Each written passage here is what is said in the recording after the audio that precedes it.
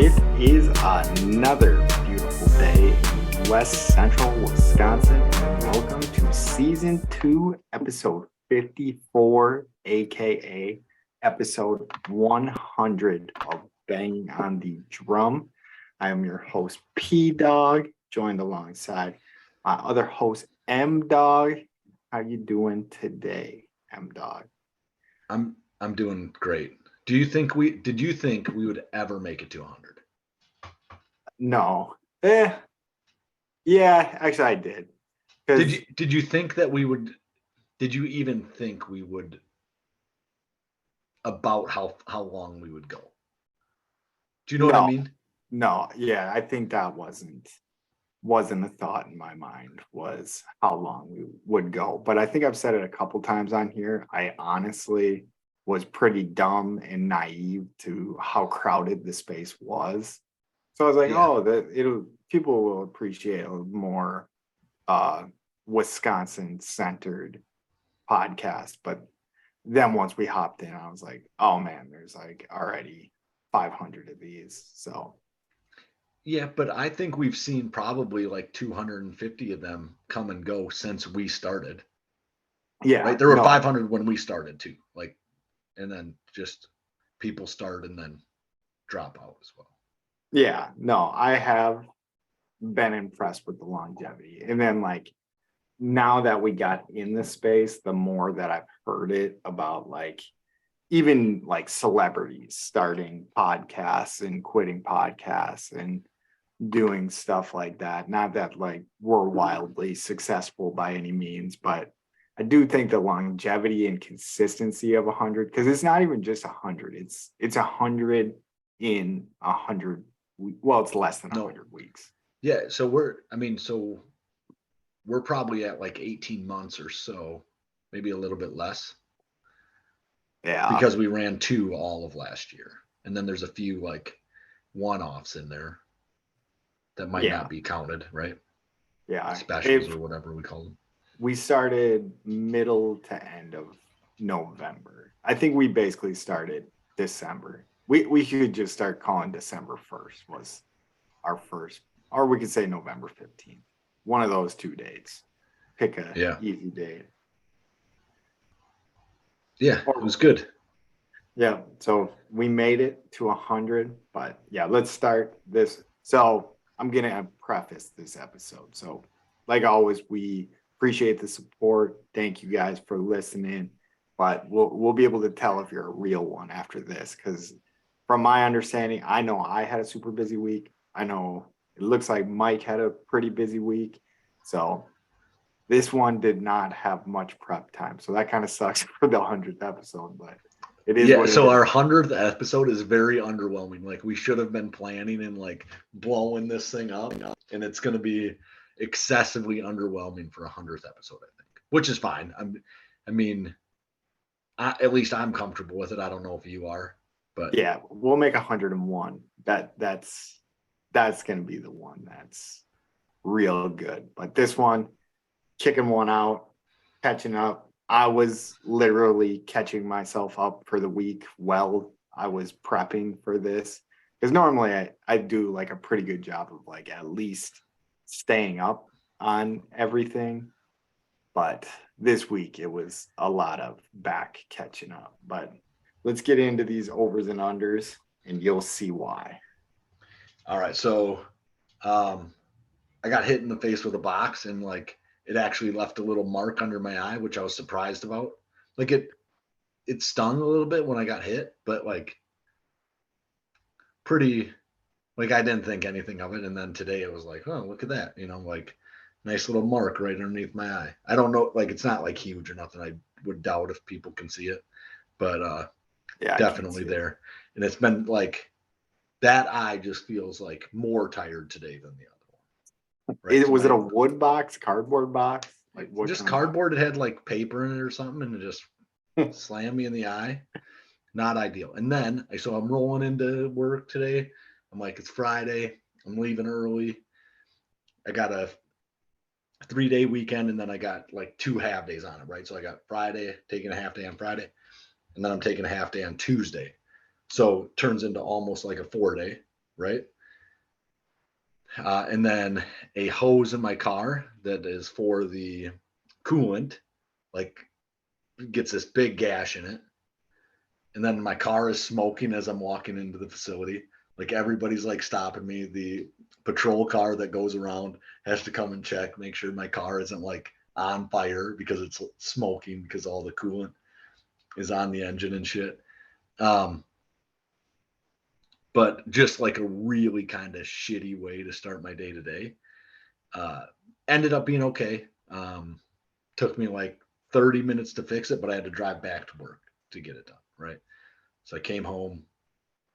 I spent the whole day at work, and then I came home, and then I had to drive back to Mauston in order to get everything done.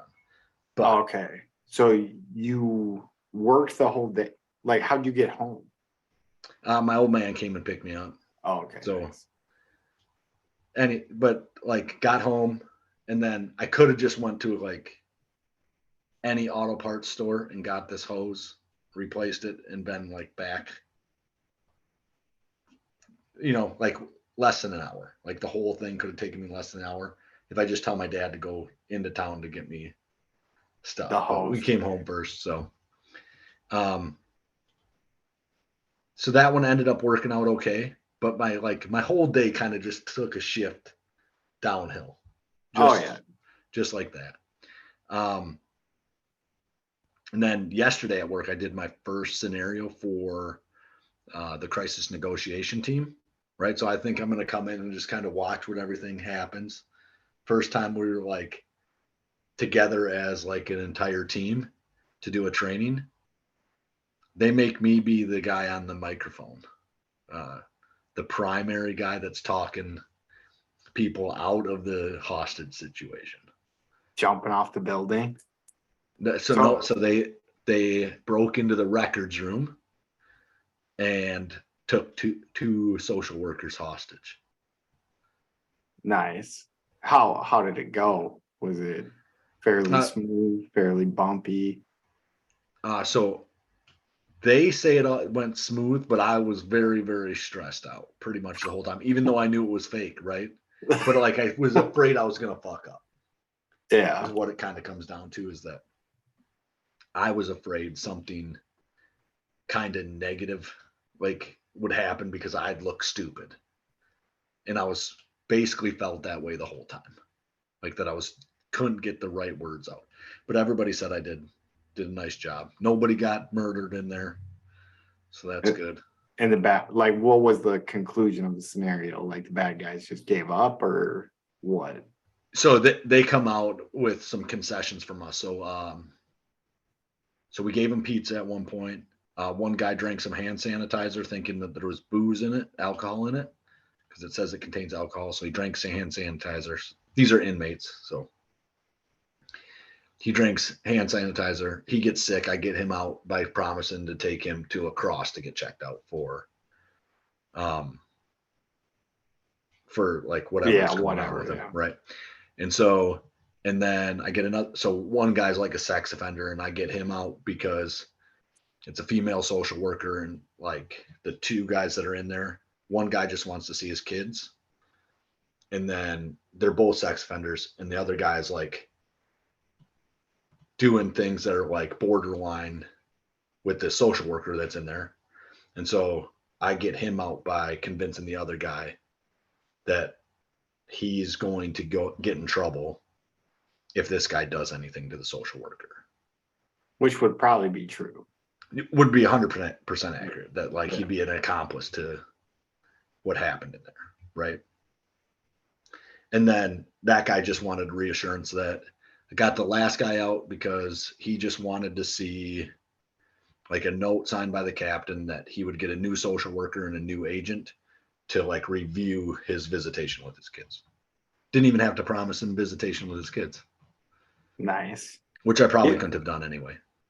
They could have used you in the first scene, not the first scene of The Rock, but the scene in The Rock where he's like yelling up to him and he's like, no, you need to quit. And then they just all end up getting shot. So yeah, you can't just tell them to quit. That's not the way. They won't let you do that. At least in the scenarios. Maybe if you, I guess like the speaker that I heard, he's had like one guy that he called on the phone and he's like, so like, I need you to can we just get you to come out of there? And the guy was like, sure. And walked right out, started talking to him outside the thing. And like the whole scenario was over within like 30 minutes, right? And So was usually there it's hours. a bunch of scenarios or what? No, so there was one. So they did two scenarios. I was in training in the morning, so I didn't do any scenario there. And then we did a scenario in the afternoon, and I was on the primary, and that was so we did it with New Lisbon's correctional facility, and I don't know why, like if you're running the scenario, why you'd put me on the call, but they did. So That's promising. That's promising. it's No, not promising. I think so. They came up to it. Me and one of my buddies are on the team, and they came up to my buddy and they're like, "Do you want to be you're going to be the primary?" And he goes, "I don't want to be the primary. Like I can't sit still that long." And then he's just like, "All right, Mike, you're doing it." And I was like, "Okay." Well, looks like you're gonna be taking it when the shit hits the fan for real. So, I mean, it's interesting to do, right? It is like nerve wracking, and the nerves would be way higher if this situation was real. But like, it was fun. Yeah. No, it's always nice to like go into those things because you gotta be nervous. Like it is nerve wracking, but then like once you see how you actually respond, like that sometimes can surprise you. And like, Yeah, yeah, and so like, it's probably good to have like some nerves at the very least when you're doing it, even with not real situations, right? Because then at least you're going to know that you have nerves, right? Like if you're just like super calm and like feel like you can talk to anybody in your training scenario, like then you'd get in there and you'd feel the nerves and then you might not respond very well. I get that the nerves aren't going to be the same, but yeah, but there's like a fine balance between being like way too lackadaisical in that situation and way too stressed out. Like the two ends of it aren't good. I would think you'd want to meet somewhere kind of in the middle, like where, yes, like whether it's training or not, like you need to find your line, like where you yeah, work the best. Like if yep, it's, oh, maybe I'm a little bit calmer, but if you have absolutely no stress, that might that might be a detrimental feature in that situation as well because you're just too chill with them or whatever. right, yeah, for sure. It could be a lot of it is rapport building though too. So if you can like understand where they're coming from, that's a big piece of it, right? Yeah. No, I can see you being good about that. I mean, you failed the first scenario we ever gave you, but that one was understandable. That was Yeah, tough. and so another piece of it, like being able to do it in front of people, it's like doing a Southern accent. I could probably talk Martin Truex Jr. like in my house about in a Southern accent for hours, right? And then doing it here, I just feel so dumb. But in my house, I'd be fine. It wouldn't be an issue. Oh, I enjoy talking about Martin Truex Jr. catching them checkers every now and then. Yeah. And then I've decided that it may be I'm gonna do some like a pretty severe like adjustment to my diet and my maybe like life change. Like I'm not entirely sure exactly what everything's gonna entail. I'll decide that by Tuesday, but on Tuesday I'm gonna make a few changes. Probably diet is always a big piece of it for me, right? Um, but I do think there's gonna be a few more things. Yeah, I'm gonna get on that with you because I've been kicking it around. I've been doing my soft start for quite some time, but Yeah. then I was gone for a while. But yeah, you got 5 days, 5 days to figure it out. Yeah, so Tuesday I think that I'm gonna like that's when everything has to be done. And so diet and exercise like I did over Lent will be in there. And then I might throw a few other things in there. Nice. Nice. Nice. Yeah, I'm gonna be on board with you because I need to get my shit back together. I did pretty good for like 2 weeks, and then I was traveling for this last week, and that shit just throws a wrench in my stuff. And I do find it very challenging over the summer to do this stuff though. oh no, In we're in the gonna be good. summer, I get a really like a fuck it attitude in the summer. Like I should be drinking sun drops and monsters and Yeah, eating fucking strawberry pie every day. putting big old dips in. Yeah. Uh, how was your week, Pat? It was good. So good for the most part. I did have to travel through airports, and that is always the worst part of the week for me. Um, Took off from Tallahassee, which is never that bad. I had a like leadership symposium type thing in San Antonio. Is that something that you can like speak about? Your leadership symposium? Yeah, I mean, it's just you're talking about like what color people are, the four lens training.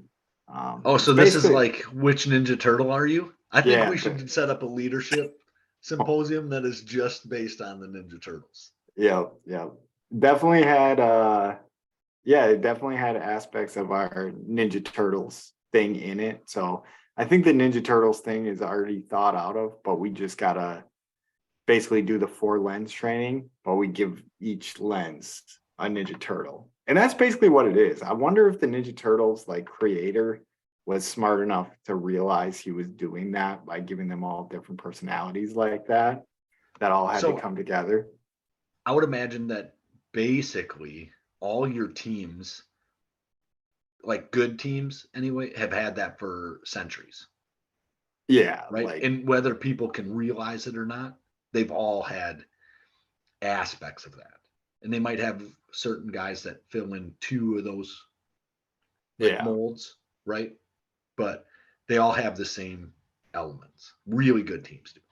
yeah, like a good dividing. But yeah, I flew back in today, and this was my worst airport. Not my worst airport experience ever, but like the worst of the experiences that I had throughout this round of traveling. But I get to my seat at my first stop. There's someone sitting in my seat, and I always hate like having to deal with that interaction. Like I never sit in somebody else's seat and then just expect them to want to sit in a different seat. But this was I hate doing this, but it was a bigger lady with a bad knee. Um and she was like, "Hey, I've got a bad knee. Like, do you mind sitting in the middle?" So I would have had the Ooh. aisle seat, and then I got switched to the middle.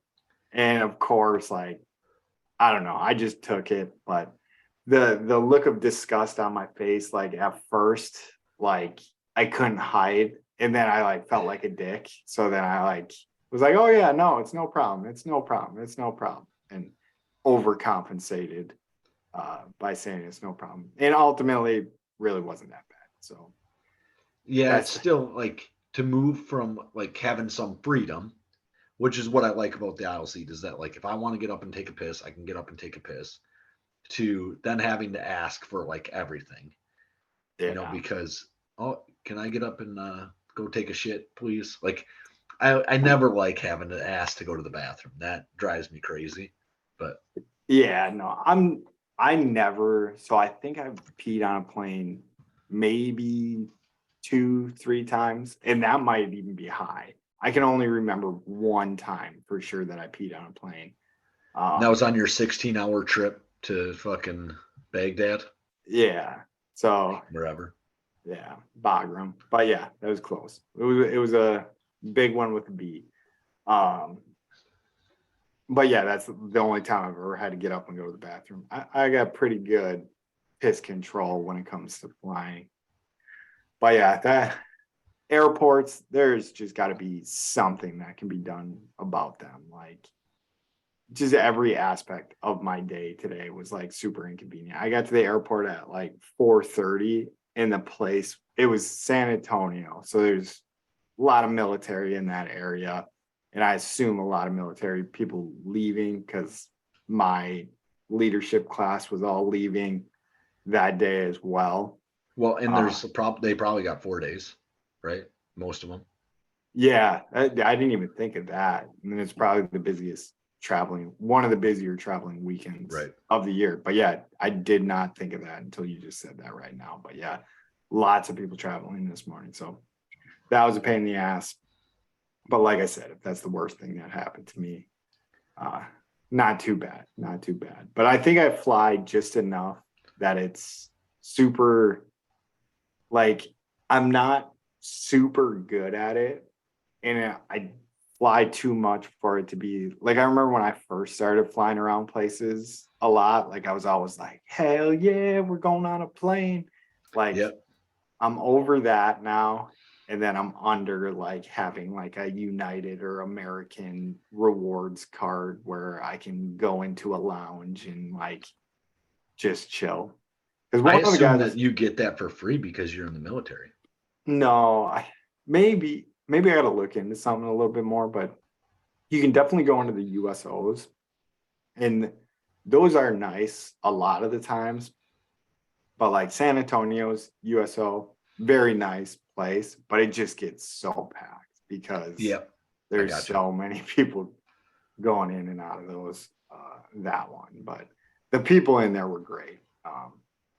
But yeah, I guess that, and then I missed a bus on my way in, so that was kind of inconvenient. But that just popped in my head. So long story short, I ended up waiting at an airport for 2.5 hours longer than I needed to because I was sitting right in front of a bus that I was supposed to get on, but it didn't have like any. The bus said Texas to New Mexico. I was like, well, I'm not going to New Mexico, so that's probably not the bus I can get on. But it sure as shit was. So did you miss your flight because you missed the bus?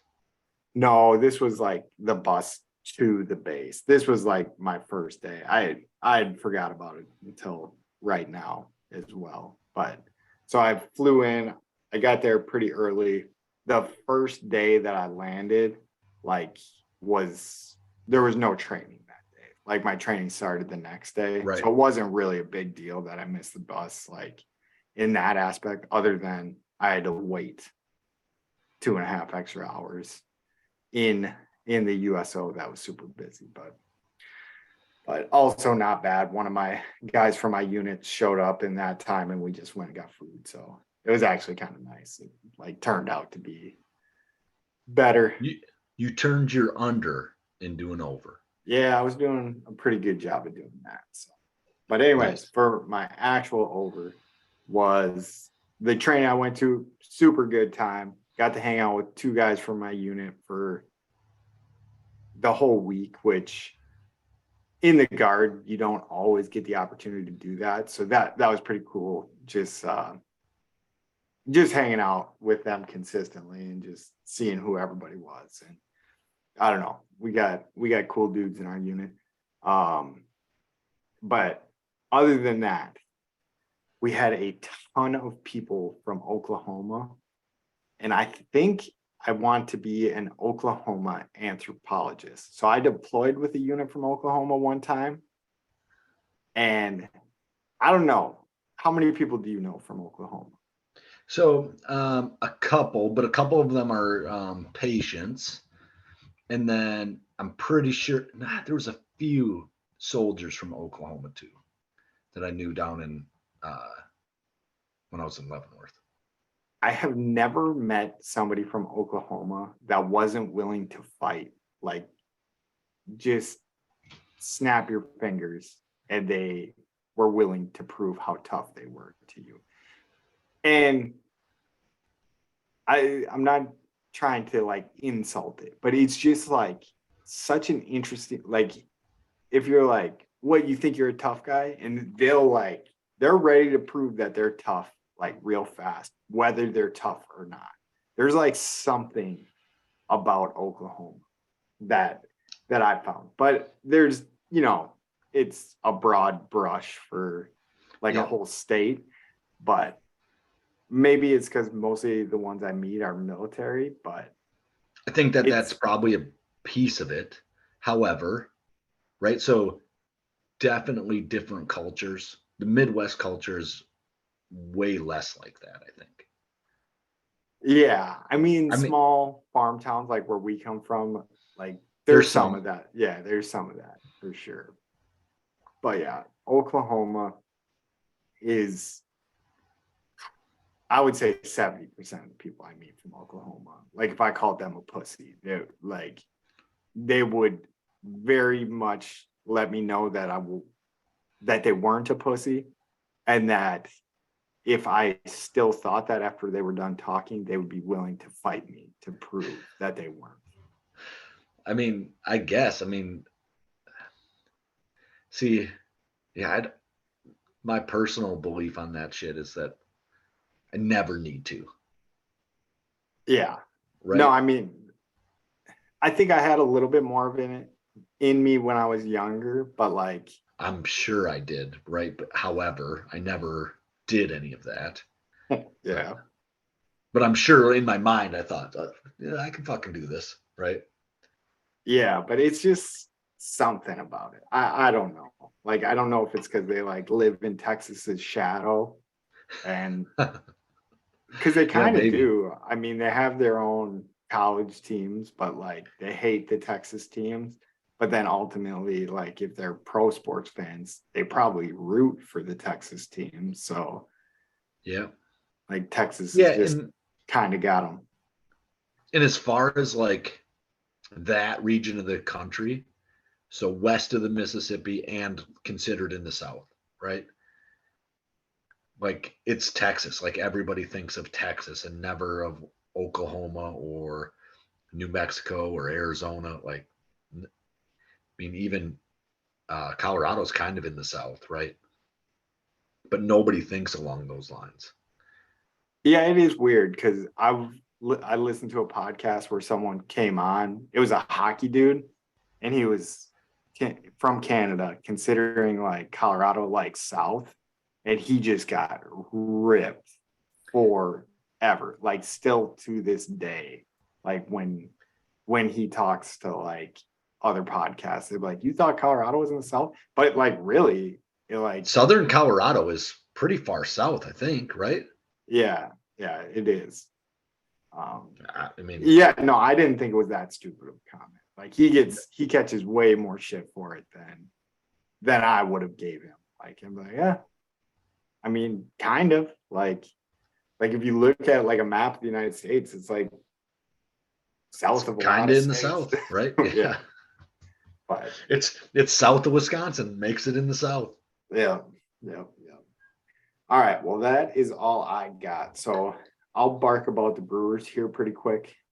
Um, and yeah, this might be a quick episode. So since the last episode, the Brewers are 3-4, uh, losing 2 of 3 versus Tampa Bay, and then taking 2 of 3 from Houston, and then losing their last game to the Giants.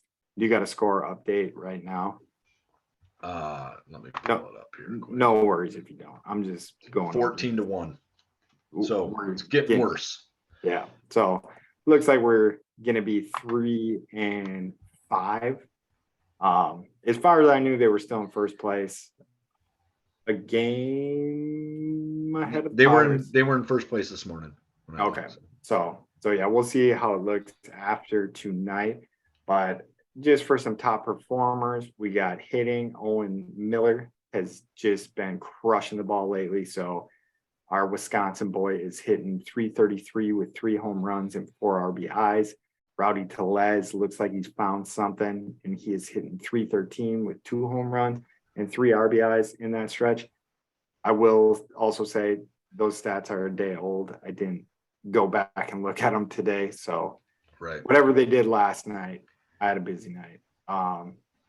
Pitching They though, didn't get Adrian. any runs scored So last yeah, night. yeah. So no more RBIs or home runs came out of those guys. But Right. as for pitching, Adrian Hauser had 2 good starts. One of them was a quality start. And think he got the win in the good start, and then he got a no decision in the quality start. And in the last 11 innings, he's given up 0 runs. And then we'll highlight Freddie Peralta has a quality start and gets a W in that time frame. And then today, Adames got hit in the dugout and he exited the game. Did you get any more news on that, or that was no, just nothing else on it. I just know that he left the game. So yeah, I'm only kind of paying attention to the game. Yeah, we'll be monitoring that throughout the week to see how Adames is going to be for us. But pretty weak week as far as my Brewers watching goal has gone, but right back on track once this next week hits. Mike and I are going to be sharp as shit after that. But yep, once we decide that we're going to like do the right thing with our whole lives, this shit should fall right into place. Yeah. This week was a rough one though. So I don't know how we could have avoided it too much, but whatever. We'll keep rolling. You got NFL news up here next. Yeah. So I'm going to jump into just a few things in the NFL news. DeAndre Hopkins is probably the biggest news that's happened really since the draft, would be my kind of assumption here. That the Cardinals released him today. And I guess I'm wondering, do you want him to be a Packer? Can probably sign him for like $5 million a year because he's already getting paid by Arizona. Yeah, I mean, if he's cheap and you can get him on a deal, I'd want him. The only thing I would say that I would add is if Aaron Rodgers was still there, I would want him for sure. With it being Jordan Love's first season, obviously you're going to take DeAndre Hopkins if you can get DeAndre Hopkins, but especially if you can get him at a discounted price. And I don't know that you can, right? I just assume you can. So, which means he probably doesn't choose Green Bay. Yeah. Well, what do you think? Are you telling the Packers front office to charge hard at that one? Yeah. I mean, I would say offer him whatever you can. Yeah, that will. Even if it's a 1-year deal for $27 million, if you can offer that, there's no reason not to. Right? I guess the reason not to is that one of your 6th round wide receiver picks doesn't make the team then. Which is fine. Yeah, which is fine, right? Like if you can get DeAndre Hopkins if you can get him for 1 year and turn that into 2 or 3 because he likes the team, wants to be around, like sounds perfect to me. Let's get him. What else you got? Matt Ariza has a tryout with the Jets. Matt Ariza got cut from the Buffalo Bills last offseason due to a rape accusation that it has come out that he had nothing to do with, wasn't even at the party that this stuff happened at, I guess. So yeah, I'm interested how that got so out of hand, but yeah, I think that's a long. Yeah. Right. How he gets accused for 1, for 2, it holds up enough to get charged. Right. Yeah. Or maybe not charged, but like that it is considered like a real thing for a long time, even with people from the Buffalo Bills and people in the from San Diego State University and the police in San Diego. Right. How does it, all of those groups, one of those groups doesn't see, hey, this guy's saying he wasn't there, his phone wasn't there, like none of this shit's adding up. I don't understand how that doesn't happen. Yeah. But I mean, that is what it is. That's got to be one of the worst things to ever happen to you too. I don't want to dig into it too much, but it's awful. It would be excruciating to know that like you're being accused of something you didn't do. And you get cut from an NFL team. You get cut from your dream job.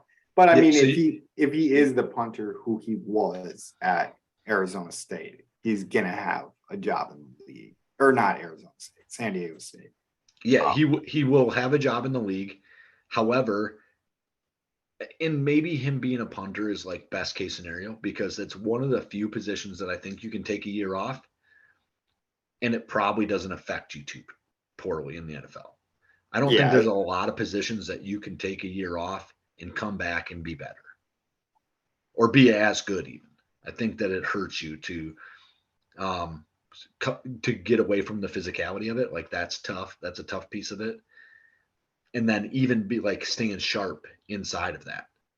Right? So quarterbacks, right? They never get to like really practice the skill for over a year if they sit out for a whole year. yeah, Right? So you can't stay as sharp with your tools. It's yeah, really, really difficult. So you kind of fall back. Um, you stop taking hits for a year, all of a sudden you feel like, oh, it's no big deal to take an NFL hit, and then it is a big deal, right? To have that time off, I think could be really detrimental. yeah. So No, that's a good point. Because punter or kicker, you could probably actually come back better. Like that. yeah, maybe, and maybe like not having the pressure and that kind of stuff could hurt you. I don't know, right? So like maybe there's some like the sharpening your tools that doesn't happen because you're not in an NFL camp or at a college stadium or whatever, right? But um, OTAs are underway. It sounds like things are going well. Jordan Love is pretty easily the next Hall of Fame quarterback that's going to play for the Packers. All reports point to it, so no big deal. Yep. I Next haven't Hall heard of Fame. anything like really positive or negative Have out you of anybody heard yet, but if anybody didn't show up? Like, is Bakhtiari there? I don't know. There's been some drama with him lately, so I don't know I didn't. what's going I did on not there. hear that he didn't show up. Okay. And maybe like there's probably a few guys that we knew weren't going to show up too, right? That they said, I'm out, whatever. I'm not going to be at OTAs. Yeah. I'm just trying to see if there is anybody too notable out. So Packers, Green Bay Packers, Rashawn Gary attending OTAs. So yeah. Yeah. Yeah, That's maybe everybody's there. And then a little bit of news out of Jets camp is that Aaron got dinged up a little bit, rolled an ankle or something like that.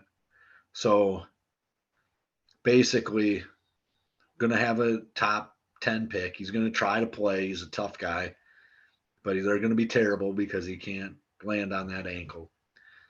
no, he's a smart guy, so he's just figuring out a way to get out of the OTAs. Oh, interesting. I mean, so that's possible, right? That he just actually realized that he hates him because it's like he's not really getting much better at OTAs, I wouldn't think. This season I think would be a little different than seasons in the past, but And that so, where these would be clutch. yeah, and so so I heard that he showed up to every OTA up until Jordan Love got drafted. And once Yeah, Jordan Love got drafted, he stopped showing up to OTAs. So this is actually pretty on par for him. The last 3 years, he was mad at the organization, wanted out of the organization probably, and knew that there was no really good way to make a clean exit. yeah, yeah. No, I mean, I think he'll be just fine. But yeah, I didn't hear that news. I didn't hear the significance of it. So All right, and so there's one rule change I want to talk about, and like I am more than likely misinterpreting this, but I was going to do some tweeting about it and like ask questions to people who are smarter than me. But I think it's important to come out here first. let's hear So it. there's a new rule that anytime that there's a fair catch made, the ball goes to the 25-yard line, kickoffs or punts. Okay, I think that's how college has been rolling Okay, for a little so while. so I'm going to just use kickoffs as the scenario, right? Because I think that this is where it works best. If they fair catch a kickoff at the 40, does it go back to the 25? I doubt it. It should. It I should. bet you there's like a stipulation. If you catch a punt within the 25, it goes out to 25. Not see, then I hated the rule if you're gonna like let me play a little bit of chess with it and say that they do a fair catch anywhere on the field, it goes to their 25. I love that. Like that's kind of a cool rule. It would make like onside kicks more interesting because you could pop it way up in the air and then they're not gonna want to fair catch it. But like then it could easily get taken away from them. Yeah, you would just do that every single time. No, so they would just fair catch it and move back. Yeah, but that's what I'm saying is if you could just figure out a way to like, I don't know how realistic it is kicking it, but like, why wouldn't you do it every single time then? If your options are giving the team the ball like at the 40 or the 25, but you have a good chance to get the ball, a decent chance. Yeah. But you wouldn't. You just like, because there's going to be a lot of teams that kick it out of the end zone anyway. Like they're just going to kick it as deep as they can. They're not going to care. And they're going to let the ball come out to the 25.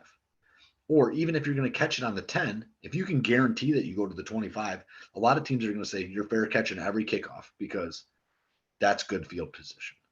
Yeah. No, it's just kickoffs are just exiting the game of football. And I think we have to basically find a way to wrap our head around it and remember to tell your kids that they there used to be kickoffs. Yeah. Yeah. So now it's yeah, not I just guess a that's jump fair. ball. Yeah. I like the idea of that it goes back if they catch it before the 25 as well.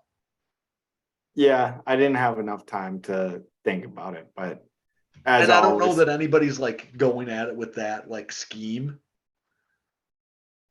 Yeah, no, it is kind of interesting because it would honestly deter you from making a fair catch in some situations. Like right. So if you could get it at the the 50 because they popped it right up in the air, 10, 15 yards, right?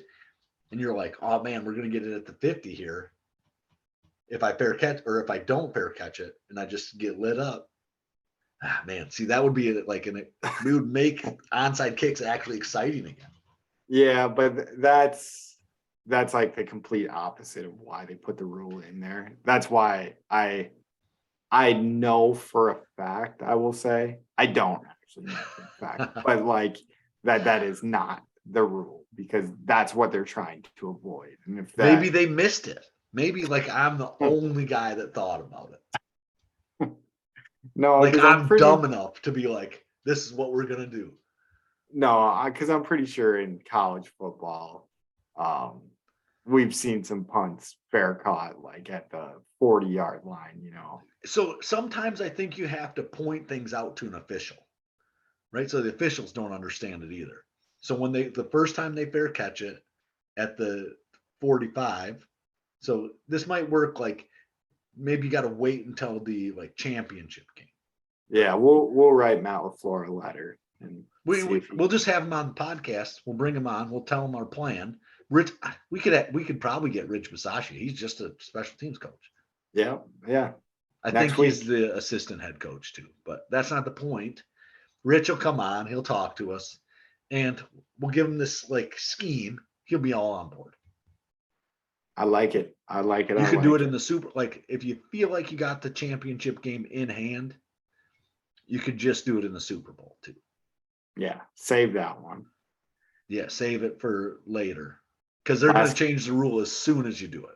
Yeah, last game of the year. Can't hold anything back now, Jim. Yeah, so I think that the Raiders just got away with something last year where they were holding the ball on the tee funny so that they could kick it higher. Oh. Right? Yeah, I didn't hear something like that. And so there are some things that are like you can skirt the rules somehow. And I'm interested to see if anybody's trying to do an onside kick to send them back to the 25. You will be the first to find out. We'll be the first ones to know for sure. Even though I'm already sure that doesn't happen. It should happen. If it's not in the rules, that's what should happen. we'll see how it That's all goes. I got. And then, so I'll move on to the NBA where I feel like there's some rules I had like that in the past, like when they call for a foul, if the coach ever says foul them, that should be 2 shots and the ball back to the team that has the ball, always, because it's an intentional foul. Yep.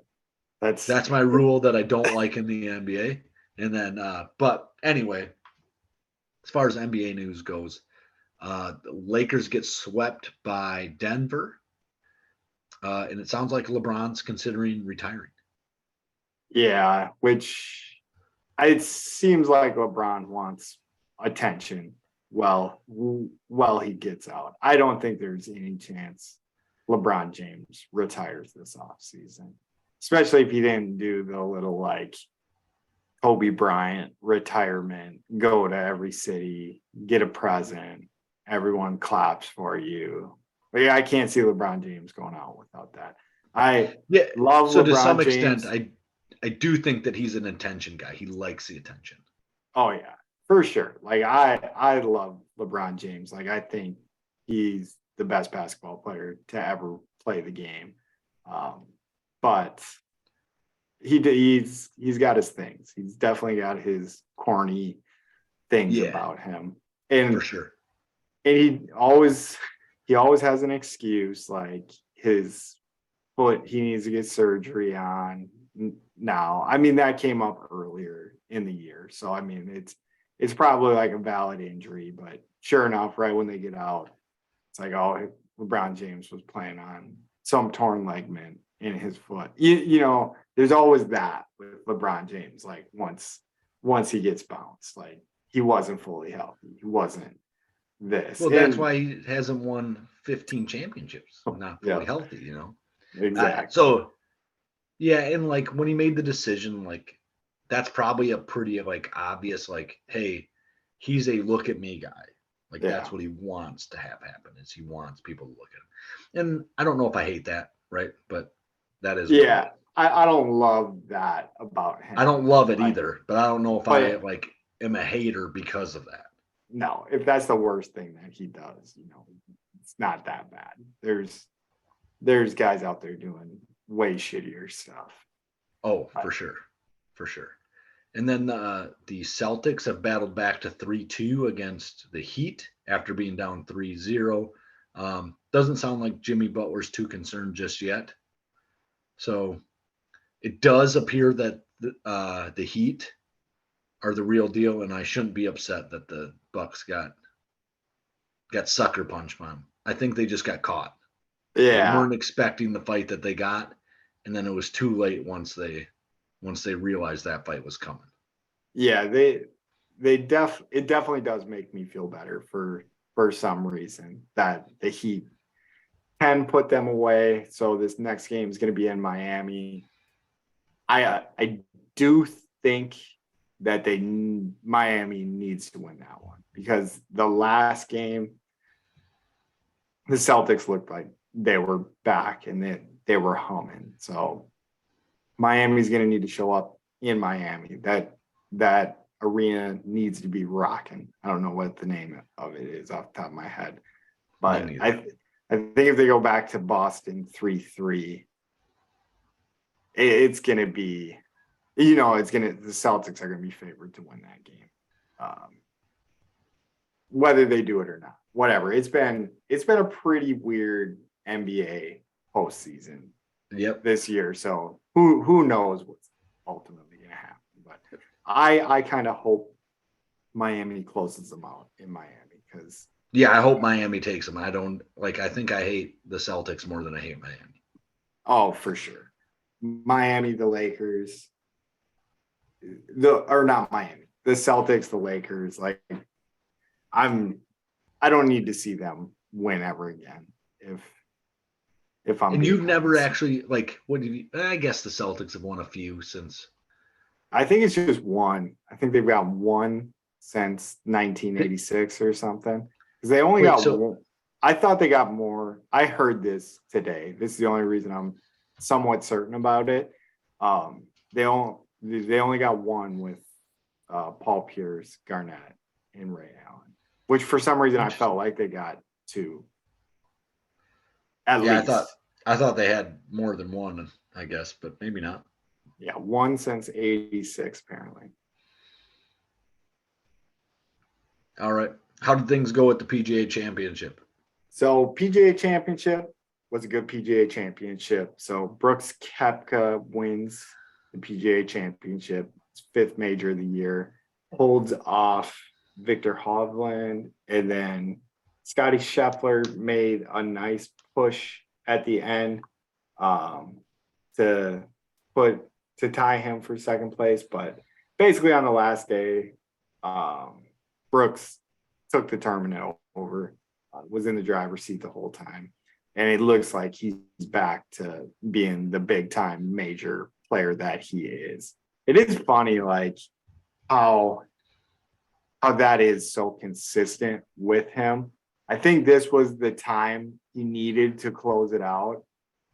We seen him, was it at the Masters? Yeah, at the Masters, kind of choke it away. And then I think people were starting to be like, maybe he's not the golfer that we thought he was when he won the 4, when he was just always showing up to the majors. And if he was close, he was going to win. But I think he looks like he's fully back.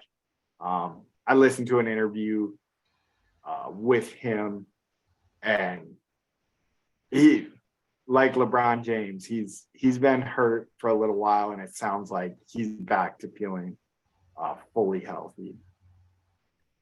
I mean, so that's exciting for him. It is weird though that he's in that live. Yeah. He might be like pushing for one of the better golfers in the world currently. Yeah, I think when he's at the top of his game, he's right there with Scheffler, and I'm trying to even think Rory and all those guys. And Rory's had a bad couple of months, so he's not good at the Masters, and then he wasn't good here either, right? He ended up coming back. So he shot a 71 in day 1, which wasn't great scoring. I know when we recorded last week, Thursday, he wasn't doing too well, but he did end up taking 7th in this one and finishing -2 at the end of the tournament. So not a bad showing for him, but he was never gonna win it, basically. Right. After the first 2 days. So other than that, Michael Block makes his appearance known on the PGA Championship. I don't know. I got a couple questions about, did you get to see much of this guy? He hits a hole-in-one. I seen that he hit the hole-in-one. That's probably the only clip I saw of it. I don't necessarily very often sit down and watch golf. Probably could have. I was probably not doing anything, but I literally missed the shot live by going to the bathroom. Oh, no kidding. So I was a little disappointed about that. But anyways, just his personality out there was bugging the ever living shit out of me. Like, it was a great story. And if I have to be the one to do it, I think he's kind of a douchebag. Like that was my impression that I got from him. But I mean, in what way? So what like irks you about him? He was just, after everything, he was just like making it like looking like, who could believe old Michael Block's here making these putts? Like, and then like he'd be paired up. Granted, he's paired up with like, one of the best golfers in one of the most sought after people in his career field. So yeah, for sure. He might be a little off, but like just the way he'd be like, hey roar, like just like calling these guys nicknames, like after like every one of his shots, like the guy he was playing with, he was like, who was he playing with? He was with Rory McIlroy on day 4, but he was with Justin Rose, and he kept saying, hey Rosie, hey Rosie, hey Rosie. Like, it was like, act like you've been there before, which he hasn't been there before. So like, Right. I Not in a do real get way, the, right? yeah, like the So starstruck. I would imagine that guys that like give people nicknames and will use them to them like immediately. Right? I feel like I've known that guy, and that guy generally rubs me the wrong way as well. Yeah, yeah, feel out the situation a little bit before. Yeah. But then he But I feel did like have, those guys exist for sure. yeah, then he did have a interview where he said if he could hit the ball as long as Rory, he would be one of the best players in the world. And then so he qualified for next year's PGA Championship, which is pretty cool. So we'll get to see if he can run it back. Right, because he finished in the top 15. And Yeah. then what did he do today? I think So that he had a rough he day finished either yesterday or today. he finished dead last in the Charles Schwab Yeah. thing, which is kind of like mean to like shit on a guy for that because he had Right, and he a did hell of a say like tournament. I did see an interview where he said I knew this was coming. Right? So like I don't play as well as I did all the time at the PGA Championship. Like I don't always play like that, especially in tournaments where I'm with these other guys, right? Maybe he just needs like a couple shots before he goes out so he can give everybody a cool little nickname and give him like I don't know, like finger guns like Shooter McGavin or something. Not finger guns like the coach at Ohio State. Not those kind of finger guns. Blasting a butthole. Yeah. I can't think of the guy's name now. Urban Meyer. Urban, yeah. Don't do urban finger guns. Do shooter finger guns. Yeah. The one thing I will say I respected, he was like going out. It sounded like he was going out drinking like in between rounds, like while he was playing at the PGA Championship. Good for him. So I Like did. live your life, man. Like so in McAfee was breaking down like the number of lessons that he would have to do to make the amount of money that he made. And that's just Yeah. like working every day is what it was. It was like working like 1 year or like a year and a half at 40 hours a week. It wasn't Yeah. even like that long. It was like 1,000 lessons, which if you're just doing lessons every hour for a 40-hour week, like you're making a fair amount of money, right? Yeah. Cause I think he won $288,000. And I think if you're like as good as he is to even qualify for that stuff and you're giving Right. lessons, like it sounds like he's making money too on not the PGA tour, but maybe But like a the tour of corn, some sort, yeah, right? like the Corn Ferry tour Yeah. or something like that. But yeah, that's all I got for the PGA Championship. I guess right now we got the Charles Schwab Challenge going on, and Harry Hall is in the lead, followed by Harris English. So Harry Call and Harry English. yeah, yep. But yeah, I don't know because I'm looking at the top of the. Oh no, Scotty Scheffler's in there. I was wondering if people took a week off or something after the PGA Championship, but Yeah, and then there's certain ones that like they won't take off or they can't take off, right?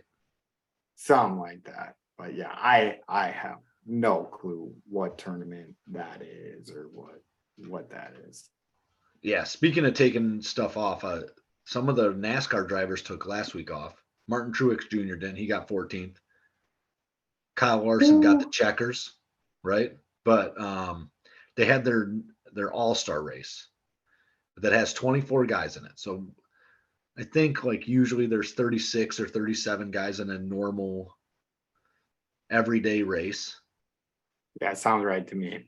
Yeah, what's the difference in the like why are we having an all-star race? Yeah, it just seems so weird that there's an exhibition race in the middle of the season that takes 70% of the racers in it. Like, I don't get what you have to do to be voted an all-star or qualified as an all-star. I don't watch it enough, but my Right. my suggestion is like for the other sports like that we've been trying to fix is like have like a golf tournament or a bowling tournament or something like Yeah. that. But with NASCAR, we're gonna keep the engines involved. We're gonna have a demolition derby with all the So NASCAR drivers out there. So I was thinking about your demolition derby. I love the idea of a demolition derby. Do it in the infield of some like major raceway or whatever, right? I think that'd be super cool. Though I do believe the lacrosse speedway, we should have Riley back on because he loved this thing. But like where they go out and they like just have like the junker cars and whoever like lasts the longest wins, right? So it's very demolition derby type stuff, but a lot of times they'll have like school buses and like campers out there, and like the intent is to kind of wreck them. And so I think like it's an actual race, but you got to use like just some like shit car from like, and they've Yeah. all probably been in those, maybe not, right? So like Dale Earnhardt Jr. probably never did a race like that because his old man was in it. And then Chase Elliott, same deal, because his dad was like a NASCAR driver. So he probably actually got to do real races and not have to do some of the bullshit races that are at these tiny speedways. But Yeah, I'm curious. I don't know like how you cut your teeth as a NASCAR driver. Like, do you come up through like the Lacrosse Fairground Speedway and like end up on NASCAR eventually? so I'm Like not it sure. I'm if not you're sure like where smoking. you start, right? So there was a guy that was either in maybe a year ahead of me in high school or a year behind me in high school. Like he's right there. He's not behind me. He would have been either a couple years ahead of me or in my class. And he ended up on the truck tour for a long time, I believe. Right. And he was from Boston. Um, but I don't remember like hearing about him being like this racer. And that's not true. I knew he was like a race car driver of some sort in high school, but like the only reason I knew who he was is because he was a pretty good wrestler. Yeah. No, I mean it's gotta be a somewhat interesting route. I know we had a guy that came to the gym that would help a guy race, and they would race in a circuit that would be like all of Wisconsin. They would race in Michigan. They would even race like pretty far out to the East Coast. I want to say like in Pennsylvania for some of their races, like where some of the small tours came together and stuff, and they had like a point system and things like that. So I don't know if from that you go on. Like I'm sure if you're racing every night at the Lacrosse Fairground Speedway or every week or whatever, you need to Branch qualify out a for little bit. qualify for a circuit, and then from that circuit, but I have no clue like what the levels of NASCAR are. Right. But And I like if your cars aren't as good as everybody else's cars, can you ever get there? I think I you don't need to know. Right. catch the eye of a sponsor and this, that, the other, like luck meets opportunity type Yeah. deal to the greatest extent. But yeah, NASCAR's All-Star race, 14th. So I think we were just mailing it in there. No points were awarded in this race. No. And I think it should be just like whoever's car can last the longest and you win their prize pool or something. I like it. Last wreck, the last person after all the wrecks, that's who wins. It's like a No end. demolition derby. But it'd be like actual racing, right? So So you can't hit people to get them out. you could give people points for each lap that they were able to finish, right? Oh, okay.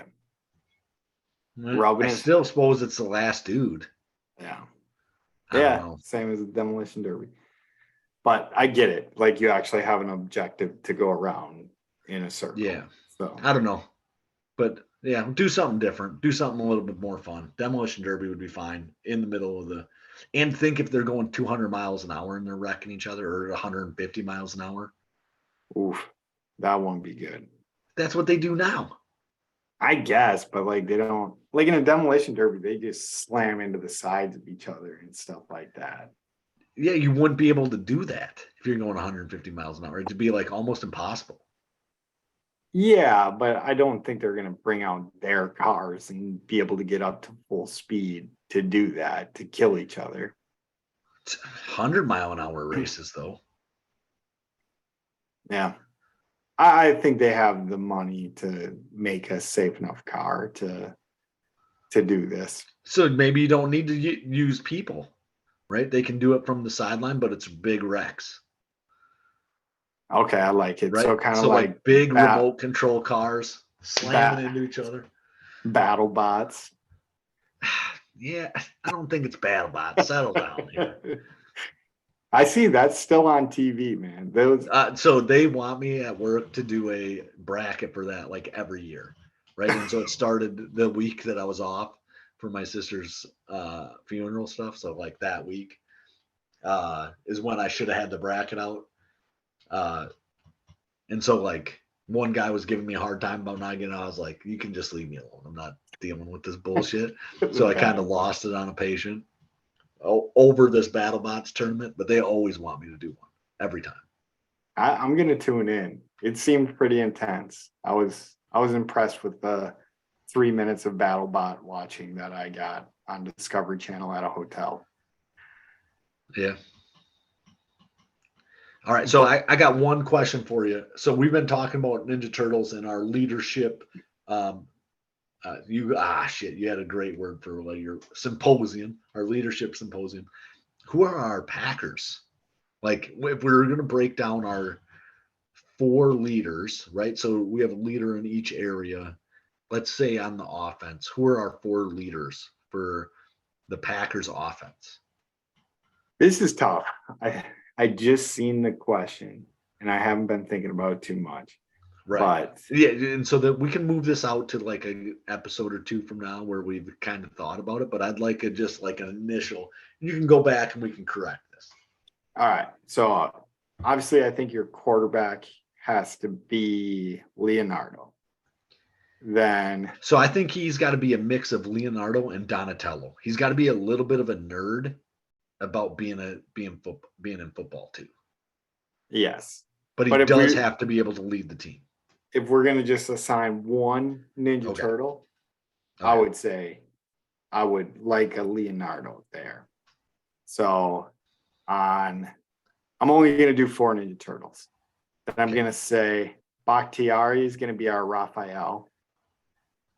That's a great Raphael. Yep. When he's I love healthy. that. And then trying to think, Alexander. Who's you give some too. Okay, I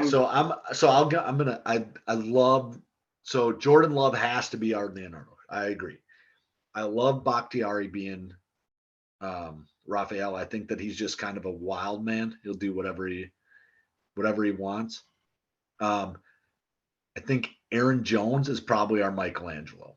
Like he's always having fun. He's like my personal opinion, like upbeat all the time and still super awesome.